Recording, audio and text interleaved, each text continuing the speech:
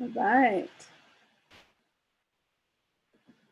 Right. I love seeing the numbers filter in. I know you're all in there. It's lovely to see you. And we're going to go ahead and jump in and get started and know that art heals all sorts of ailments and grieving souls. So we thank you all for being here today.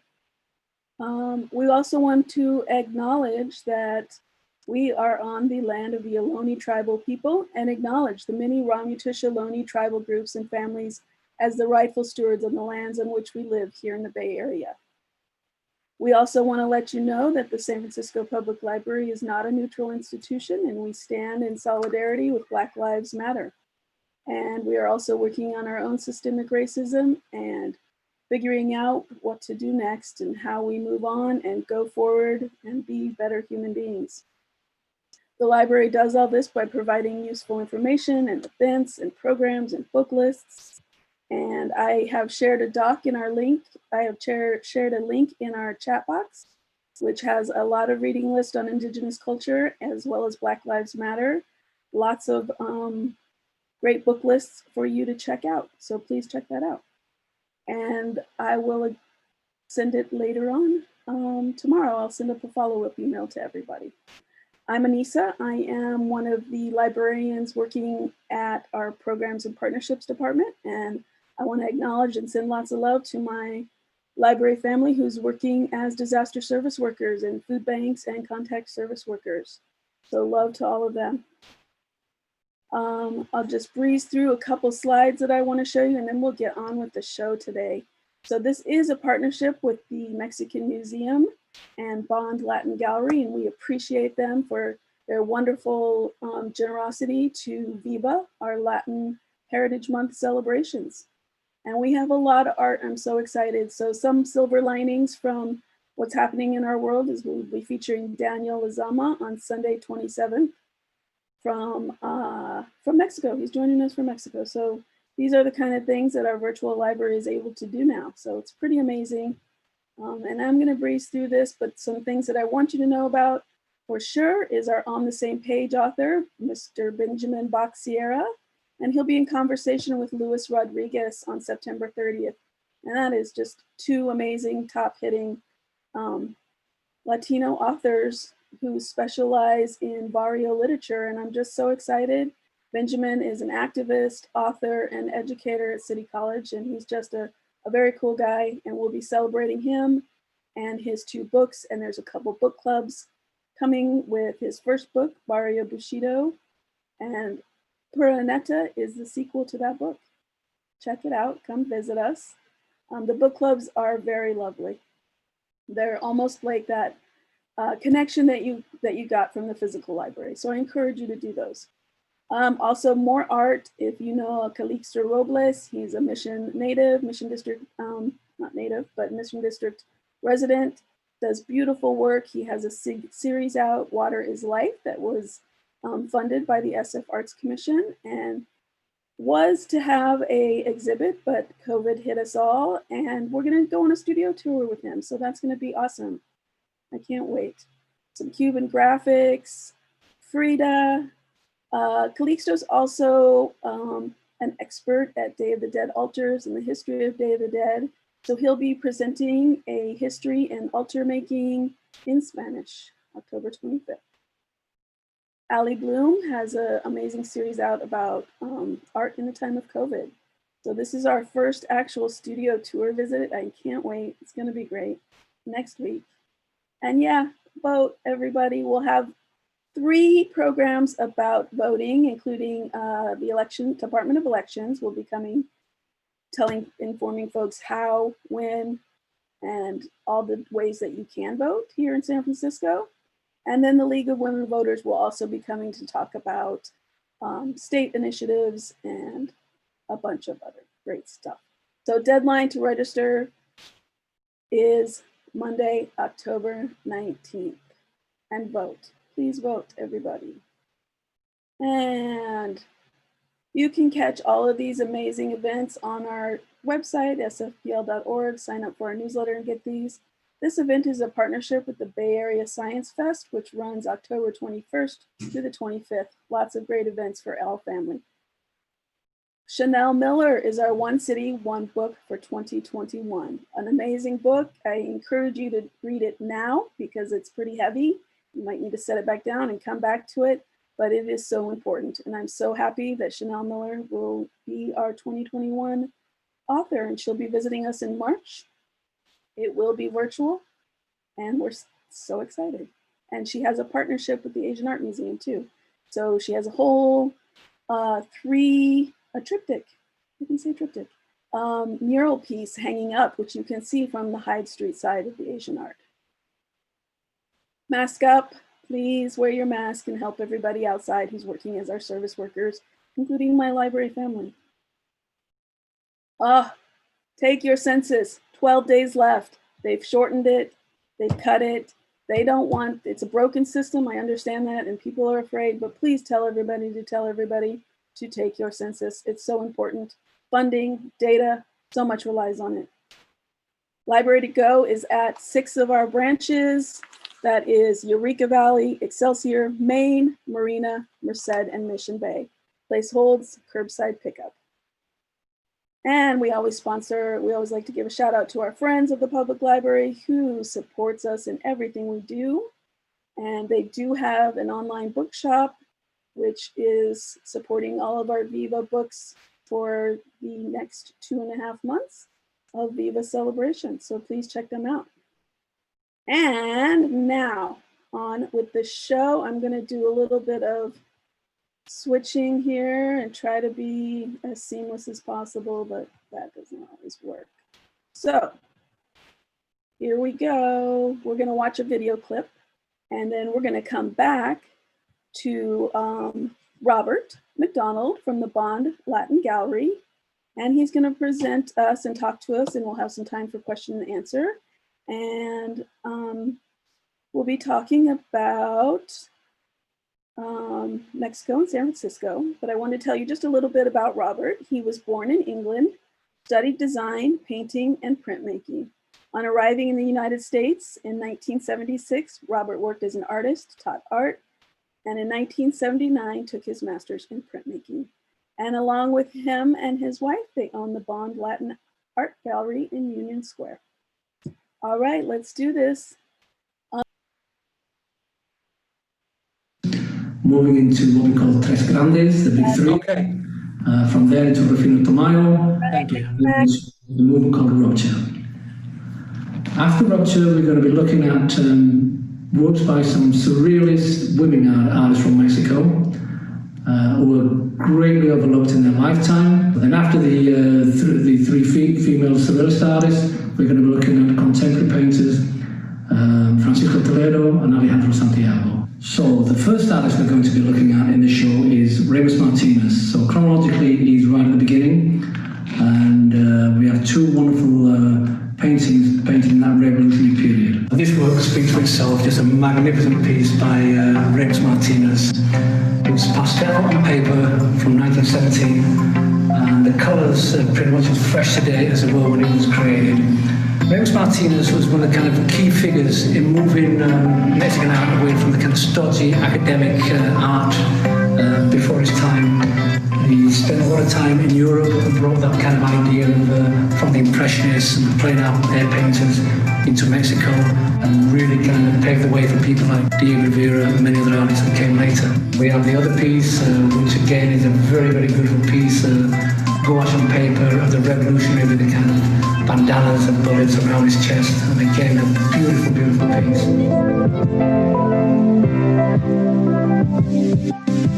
After Remus Martinez, we're kind of going to move in the show to what we call the big three, the Tres Grandes. These are three artists that became very, very famous for their mural paintings, social political commentary, which basically, to a large extent, was propaganda for the kind of new post-revolutionary socialist government in Mexico. The most famous of those is, of course, Diego Rivera. Not only was a fantastic mural painter, but he had worked in Paris and helped formulate Cubism with Picasso, shared studios with Modigliani.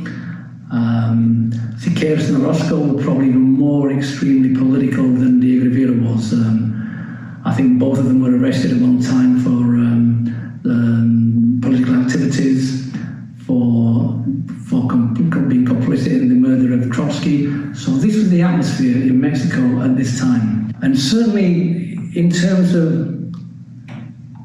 how the big three painted, they were certainly influenced by Ramos Martinez. The content of what they painted was very different, but they kind of freed themselves up from that academic formula of painting that existed pre-Ramos Martinez and pre-Dr. Atl is definitely evident in the works of the Tres Grandes. In the show, unfortunately, we do not have many works by Siqueiros, but we have some wonderful works by De Rivera and the Roscoe, and we will take a look at these now. I'm really happy to have 6 works on paper by José Clemente Roscoe at the show at the Mexican Museum here.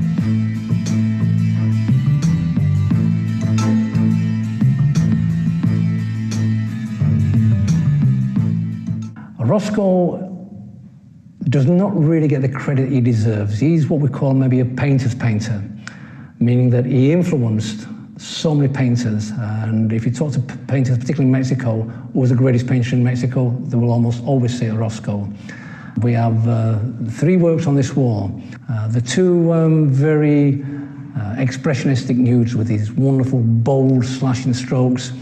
And again, you can see, these were done in the late 30s, so you can see if you study art history or art teaching over the next 2, 3, 4 decades, these works were kind of a massive influence on how artwork was taught. The piece here is a more traditional, structured portrait, but again, it's got the same energy.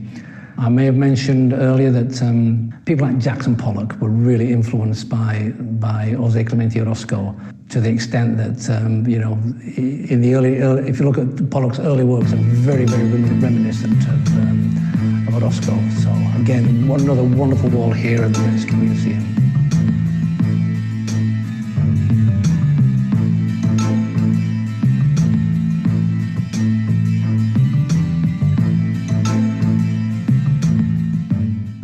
This piece by Orozco has a little different quality, and it's still got that wonderful freedom. It's a piece called The Liberator, and I really particularly like this kind of female figure up here crowning the Liberator. I say it's different in as much as it's still got a lot of freedom and movement within the piece, but if you look carefully, we see a lot of pencil lines where he's been drawing the horse and the figure, so that gives him a kind of guideline to when he comes in with these wonderful sweeping bubble strokes to create the movement and the power of the horse and rider. Very, very kind of unusual piece for Orozco. More kind of almost like an illustration, but one with a great kind of a great dynamism to it. It's interesting to understand that Orozco also did a lot of cartoons and illustrations as well as finished artworks and fine artworks. Very, very beautiful piece. No show on Mexican art, I suppose, would be complete without Diego Rivera. Here we have a wonderful, wonderful example of one of the works on paper at this museum show. It's a particularly large work on paper. Most of Diego Rivera's watercolors were about 10 by 11 inches. This is a much larger format, about 19 by 23 inches. It's a very, very full painting. It's got this wonderful, classic, iconic Rodel Cantina from Mexico, set in this beautiful, beautiful landscape. Obviously, this kind of cantina was a kind of focal point for many, many kind of workers from the fields and the local village. And these cantinas you will still see today on the roadsides of Mexico.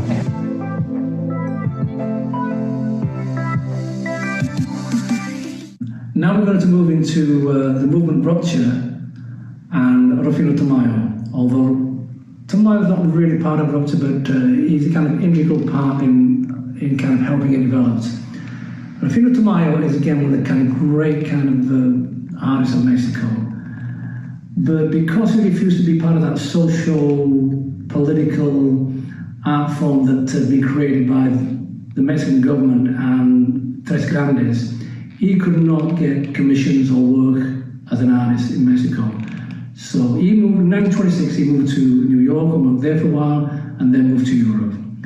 So he moved in, when he was in Europe, he worked with Picasso and all the major kind of Cubist and Impressionist painters, so he was part of that scene. Then from Picasso, we kind of really moved into the next movement, these kind of anti-revolutionary movement, if you will, the movement Rupture, which again was a kind of real move against the kind of socio-political confines that Mexican art culturally had put on the artists. So these artists wanted to really break away from that. So we have artists like Jose Luis Cuevas, Rafael Coronel, Pedro Coronel, his brother. So we're going to be looking at a few artists from that movement, and particularly Jose Luis Cuevas. The show at the Mexican Museum has 6 wonderful works by Jose Luis Cuevas. 5 of them are basically the prostitute series. These 3 here from the Zona Rosa in Acapulco. They're wonderful kind of studies of prostitutes, but very, very dramatic. The face here is just absolutely incredible. This one is almost like a wonderful Matisse, and here, just the face is just so powerful. She just kind of looks out at you, a very kind of lonely and forlorn figure. The other 2 you will see are in color, and very much to do, and they're from the Barcelona brothel series. They're very much to do with the relationship between Cuevas himself and the prostitutes in the pictures. Really, really beautiful pieces. Then the 6th piece that we're going to look at is a very large work by Cuevas, which we'll come on to next. This is the other Jose Luis Cuevas that we mentioned earlier. A very, very large format for Cuevas. He was known more for kind of very small works on paper. This is a very interesting piece. It's a self-portrait with Jose Gomez Cisra in the police station in New York in 1968. Cuevas was a very fiery, contentious character, got into a lot of trouble with a lot of different people. His house was firebombed a few times by various factions. But again, the balance of the piece is just really, really wonderful. This kind of huge figure of Cisra, who was his dealer for many, many years. When Cuevas had his first show in Paris in the late 50s, Picasso bought a few of his pieces. And when you look at the work of Cuevas, you see that kind of direct line between people like Goya, Toulouse-Lautrec, and Picasso, that wonderful kind of way of drawing, the very, very kind of emotional quality that he pulls out of his characters, as we see both in this piece and the early pieces that we talked about of prostitutes earlier in the documentary. After Rupture, we're going to be looking at works by some surrealist women artists from Mexico, who during their time of painting really got very little credit for what they were doing, very little recognition, and now become an absolute force internationally and are growing every day in terms of major museum shows and people understanding of the art. Obviously, everyone knows Frida Kahlo. For the show, we couldn't get any works by Frida Kahlo, but we have wonderful works by Leonora Carrington, who again was an English artist but ended up living in Mexico. I think she got there in the late 30s. Again, escaping the war in Europe. We have Remedios Varo, again another, it was becoming an international name now, but again during her lifetime was not really appreciated. And she kind of got to Mexico, escaping the Spanish Civil War from Spain.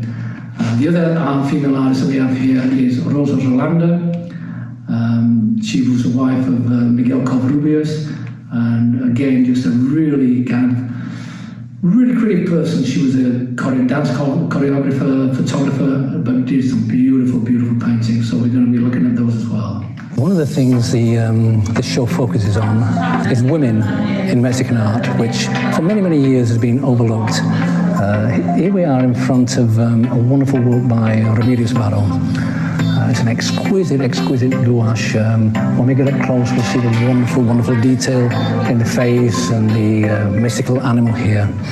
Interesting to understand that Varo was actually born in Spain, but due to the upheaval in and around the Spanish Civil War and the Second World War, many artists actually left Europe and ended up living in Mexico, Varo being one of them.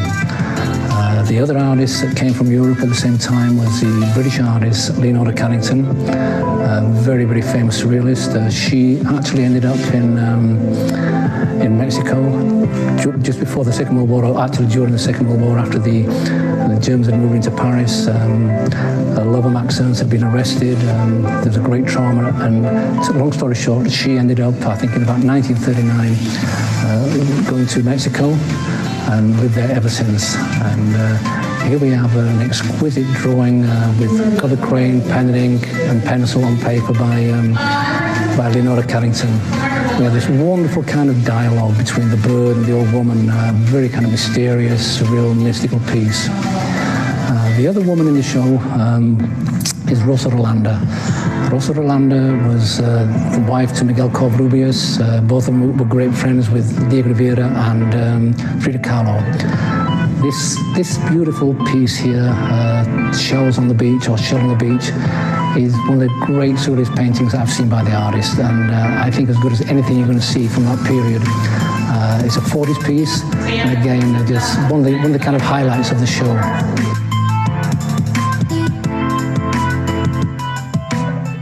The last section of the show are the most contemporary artists. Those artists are Francisco Toledo and Alejandro Santiago. Francisco Toledo, one of the greatest 20th century painters. Again, he never showed too much outside of Mexico. Not that museums didn't want him to show, he refused to do it. So apart from one show in Spain and one show in London, he did very, very little in terms of museum shows. But what's interesting about Toledo and Alejandro Santiago, they're indigenous artists from Mexico. They grew up in poor rural communities. So they have that wonderful kind of primordial quality to their works. I mean, some people call it primitive, but it's not. It's really very sophisticated. And what is kind of unusual about the artists as well is they have that kind of natural ability to kind of work with the kind of mystical kind of powers of animals and how they interact with humans and plant life, and really kind of exciting artists. Today we're going to be talking about some works by Francisco Toledo. Toledo is largely recognized as Mexico's most important living artist. For myself, I'd go a step further and say one of the world's most important living artists. Toledo comes from a very kind of rural culture in Mexico. So that kind of relationship between man and animals was very kind of dominant in his childhood, growing up in Oaxaca, Mexico. It gets very much into the kind of relationship, the kind of mythological relationships between man and animals. And when we look at this piece here called The Blue Grasshopper, which is an absolutely exquisite piece, a great atmosphere in the color, this kind of strange relationship between the blue grasshopper and almost like a reflection of itself, maybe in water or in some reflective surface, but it has a really kind of mythical quality. This is by Alejandro Santiago. Very, very powerful, very, very emotional work. In about 2006, there was a teacher strike in Oaxaca. What happened was the teachers came to the Zocalo, the central square, to protest.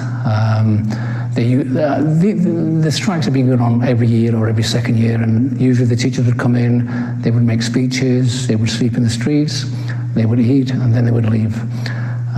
The new governor at the time decided to send the army in to disperse the crowds, and a number of people were killed by the army.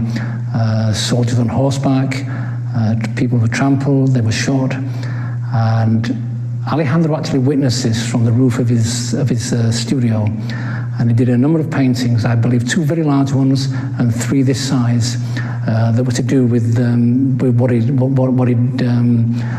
witnessed on the streets of Oaxaca. I think he did it in black and white to increase the drama. I think also that we almost see shades of Guernica by Picasso in this painting, the way that he's used the horses. With Picasso, the horses were used symbolically, where with Alejandro Santiago, quite literally, he watched the horses, the soldiers on horseback, basically assaulting the crowd and the people getting killed, with the trampling horses. Here we have another piece by Alejandro Santiago. Again, work on paper, mounted on canvas, but all natural fibers. What we have is canvas, but over the canvas is laid what we call a mate paper. A mate is a very primitive method of making paper. Essentially, it's tree bark, which is stripped, boiled, and beaten flat. So in its final form, it's very kind of, well, not smooth, but it's got a texture, but it lies like paper. All these other kind of textures are a mate in its different forms, so you can almost see that it's come directly from tree bark. We've also seen colours like cochineal in this particular piece. Cochineal is a very kind of rare pigment. It became one of the great treasures that the Spanish discovered when they came to Mexico. It's this beautiful kind of red purplish pigment that is very colour fast, and it's actually made from tiny beetles. It's a very primordial work, using, as I said earlier, a lot of natural materials.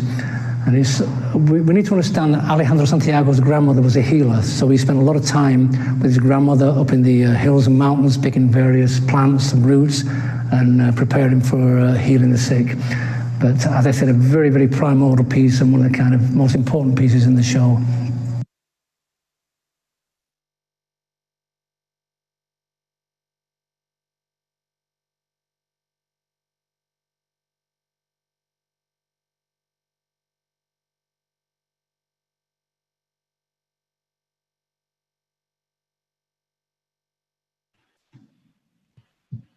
Was that the end, Robert? Yeah, that was the end. All right. So I will stop sharing your screen. And all right, everybody, we do have some time for Q&A. Robert, did you want to start us out? Did you have anything to tell us? No, not really. I mean, we put this show together with the Mexican Museum about 3 years ago, and we did video there, you know, at the time then, basically pieced it all together recently to kind of do a presentation video on the show. So right now, if anybody's got any kind of comments or questions or wants to kind of discuss any of the paintings further, I'm happy to do so. All right. Well, Claudia says that you have made her day. And thank you, Claudia. Yeah. Would anybody like to have a question? We can also unmute you. You could actually talk to us in person. That would be fun. So if anybody wants to talk, there is a hand raised. Lori, did you want to talk, or was this from a while ago? I'm going to go with Maria.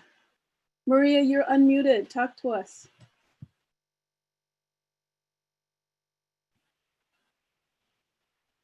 Maria. Looks like it's muted, the telephone number there. What happened here? I lost Maria, actually. It was, where did she go? Maria, did you want to say something?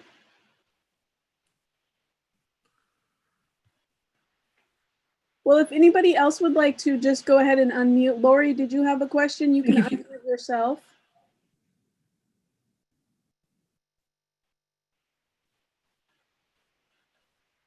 We also have a question in the Q&A. I don't know if you can see the Q&A, Robert, if you click on the Q&A box, but one is, could you talk more about Rodolfo Morales?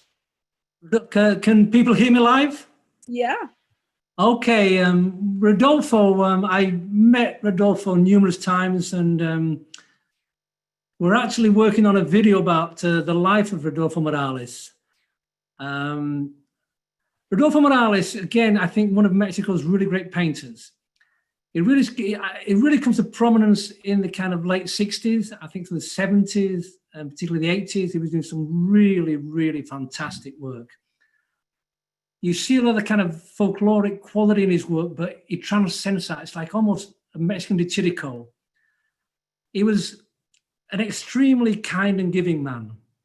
If you saw, for example, I know he had a big show in Mexico, I think it must have been the early 90s.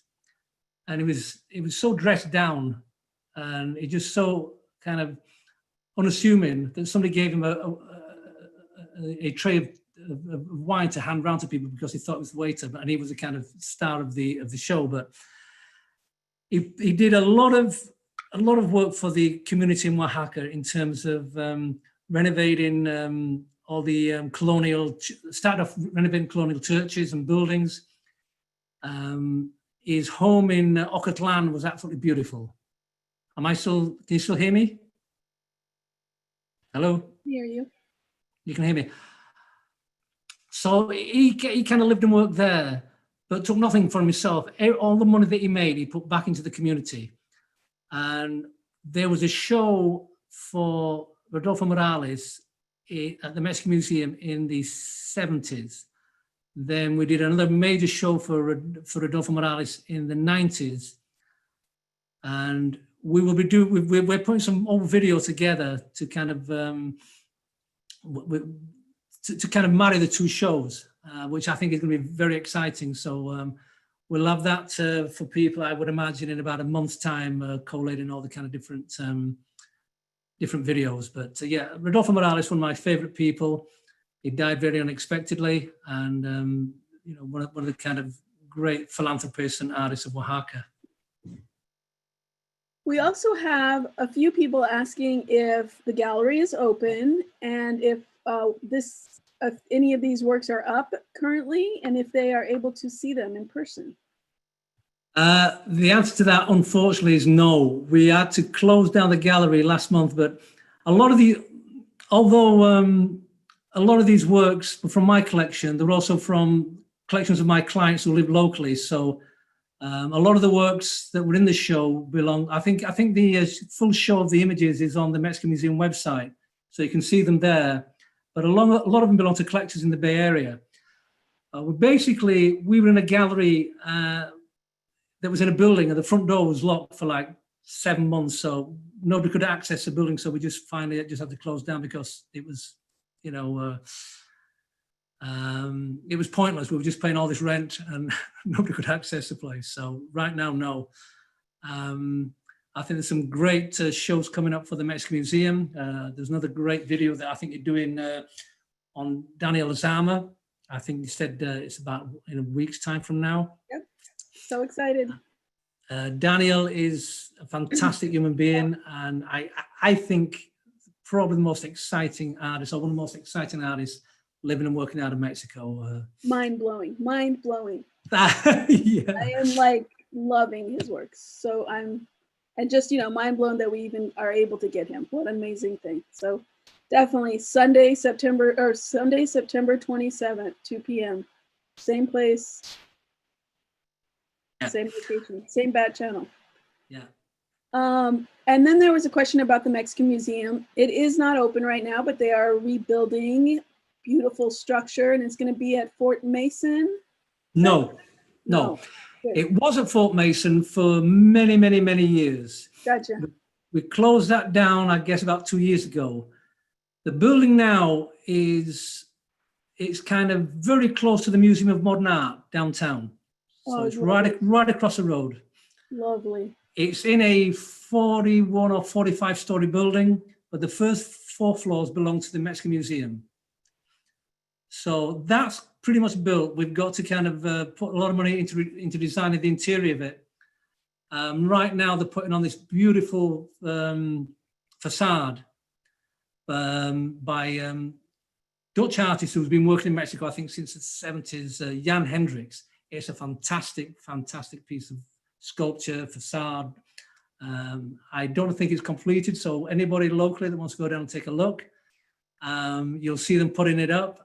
There's some fantastic photographs of it, probably on the Mexican Museum website. But Thank you.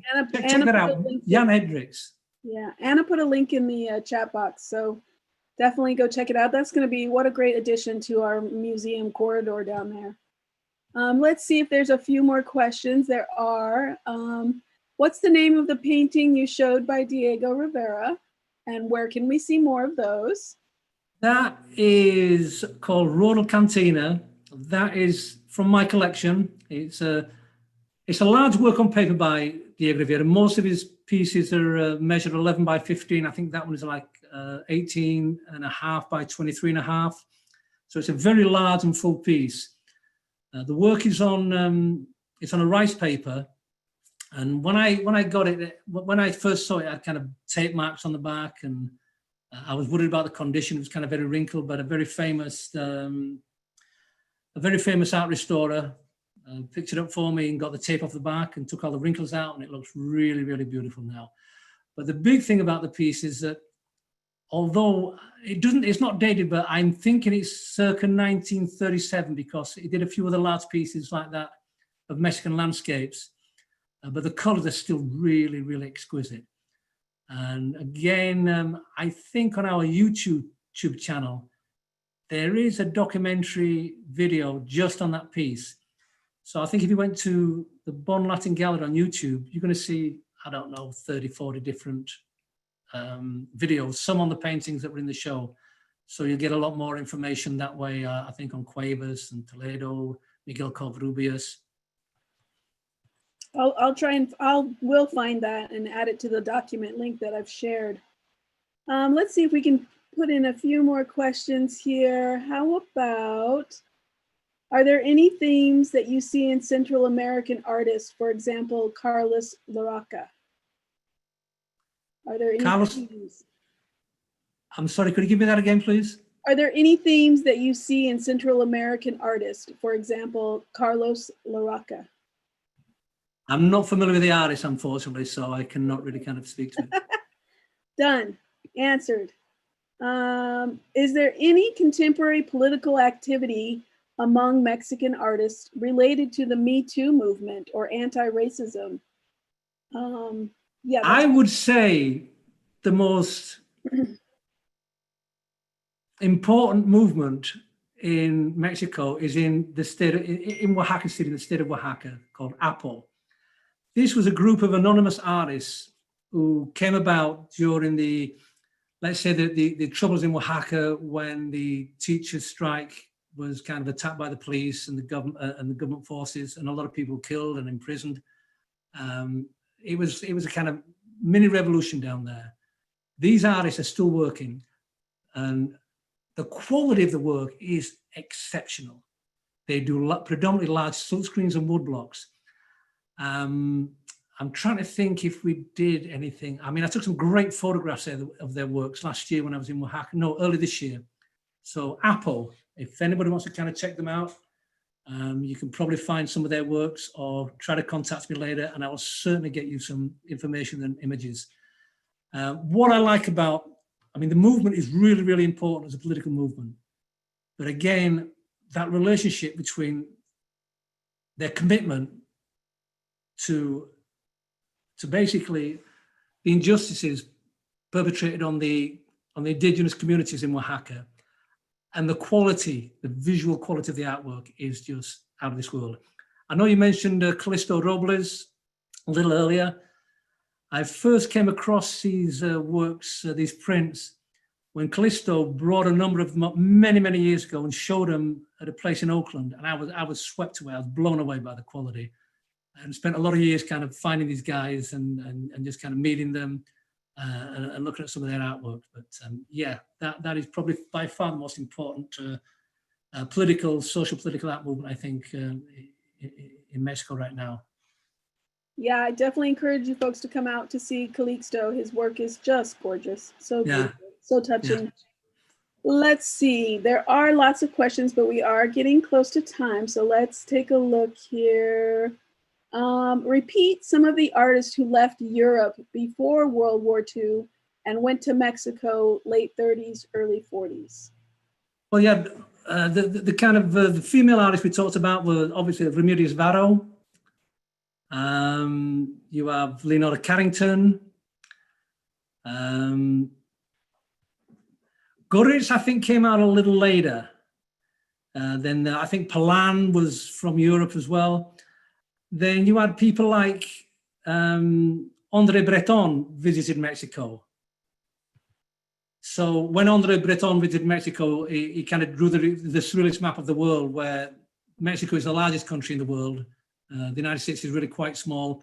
So there was, and he kind of met there with Trotsky and Diego Rivera, and this kind of the art movement and the revolutionary movement, both in Mexico and that being kind of fermented in Europe for many, well, for like since like the mid 19th century, all that came to a head, and that kind of, there's a wonderful relationship between what was happening in Mexico and what was happening in Europe, not just with the art, but with the kind of political thinking. Trotsky had left, had escaped Russia and lived in Mexico City. So then was, very close. He had an affair with Frida Kahlo. He was murdered in Mexico City. So I just find that era so fascinating, and we know so little about it because we're not taught any of this kind of history in schools, either in the United States or Europe. Thank you, Robert. There is a question I can answer. It will be on YouTube, and we'll edit this up and chop out some of those technical difficulties we had, so you'll be able to catch that perfect next week. But you can watch it right after this if you want. There is Kevin Wallace in the audience, has his hand up. Would you like to speak, Kevin?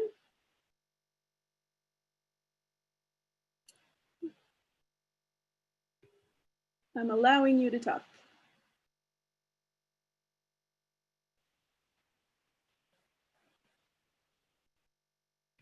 Okay, we'll move on. Will you please discuss or elaborate upon the camaraderie between the Mexican painters you featured and their contemporary European counterparts? For example, much is known about Frida Kahlo, Diego Rivera, and Trotsky. I think it's really interesting that, most people don't really understand, the involvement of people like Diego Rivera in the development of Cubism, for example. He's sharing a studio with Modigliani, and there's some, I forget the name of the artist, I think it was a Russian female artist. There's some beautiful drawings of Diego Rivera and Modigliani in their studio.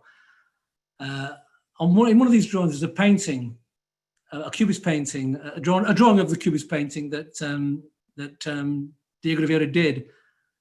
And Diego Rivera and Picasso really fell out over a particular Cubist painting. I think it was called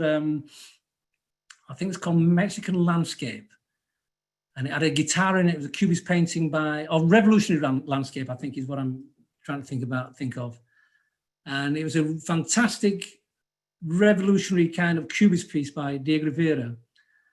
And later, Picasso did a copy of this, almost the same painting, took a lot of the elements. And there's a story that when Diego Rivera went around to the studio, he said, well, when did you do this painting? And Picasso said, well, weeks ago. And Diego Rivera touched it and the paint was still wet. And so that was a kind of big breakup between Diego Rivera and Picasso. But yeah, there was a lot of kind of like Ramos Martinez spent a lot of time in Europe. Diego Rivera spent a lot of time in Europe. You come up to kind of Francisco Toledo, Rufino Tamayo. I have some beautiful kind of history books on Tamayo where these kind of beautiful photographs of Tamayo and Elga, his wife, with Picasso and his wife and kids. So there was that wonderful kind of relationship at that time between a lot of the Mexican artists and Europe. So, and they both influenced each other.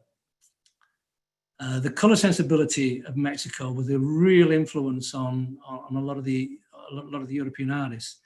And then you look at kind of later on, Gunter Goetzow, whose parents were European, and he was born in Mexico, the great abstract artist that kind of was born and lived in Mexico. You see a real kind of abstract modernism that comes from Europe, but then all the colors and the sensibilities are from Mexico. And all those wonderful textures that you see in his paintings of the pyramids and sculptures of the pyramids in Mexico. So you get this really beautiful kind of hybrid of cultures. And someone did ask a little more about Tamayo, if you have. Oh, Tamayo is kind of one of my favorite artists. Again, you go through. Tamayo was kind of an anomaly. He was part of that. He was part of that generation of what they call the big three, Tres Grandes: Orozco, Diego Rivera, and Siqueiros. But because he was it refused to kind of produce just political art for a kind of socialist kind of government that wanted to kind of use art as propaganda to promote the post-revolutionary ideals. So, as I said in the documentary, he left Mexico and lived and worked in New York. So you see, again, he gets all these wonderful kind of influence about what was happening in Europe, in New York, and then he moves to Paris and lives in Europe for a while. That when the big three kind of passed and gone, he kind of moves back to Mexico like he's the last man standing. So he becomes one of the kind of great artists of Mexico. So again, with these works, you'll see things, from all different kind of styles. But when he comes back to Mexico, you really start seeing the influence of his pre-Columbian past in his work. Whereas you look at kind of maybe Cubism being influenced by African sculpture, you'll see with Picasso that wonderful kind of influence, as with many other artists, of their pre-Columbian heritage. And Tamayo lived a very long life, so he lived well into his 90s. So he was painting right up to about 1991, I think he died, 91, 93. And he actually, one of the last museum shows he was in was about Oaxacan art, which that was at the Monterrey Museum in Monterrey, Mexico. So you had basically Rufino Tamayo, Nieto, Rodolfo Morales, Francisco Toledo, and the youngest artist at the time was Alejandro Santiago, who again was the youngest artist in the show that we put together for the Mexico in San Francisco show.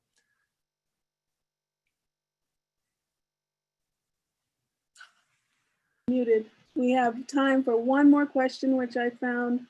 Well, we do have two. Which should we do? How about, do you have, I'm going to take a YouTube question since I haven't taken any from there. A bit of background on the artist who painted the surreal seashell. That is Rolando Rojas. She was the wife of, Rosa Rolanda. Sorry, she was the wife of the artist Miguel Covarrubias. Rolando Rojas, as I said in the documentary, she was a choreographer, photographer. Later on, she started working as a painter, but she kind of lived to a large extent under the shadow of her famous husband, Miguel Covarrubias, which happened with a lot of these artists. Leonardo Carrington and Barho, they all kind of lived under the shadow of kind of their male counterparts, and they were not necessarily worse painters, quite often were better painters. So Rosa Rolanda, you don't see much of her work because she painted for a very short period of time, but the quality of some of her works, I think, is exceptional. And I think she's going to be an artist that we're going to start learning more and more about.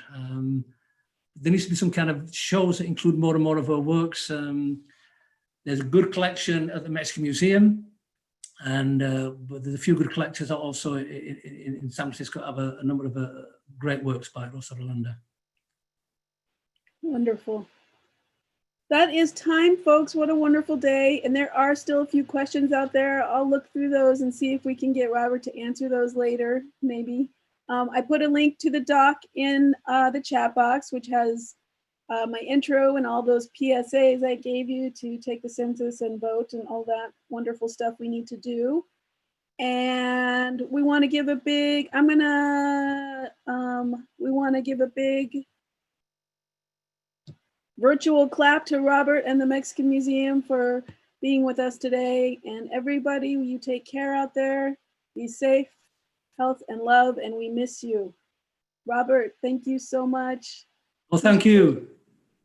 All right, and it just gets a little weird here. Everyone is thanking you in the chat box. I hope you can see that.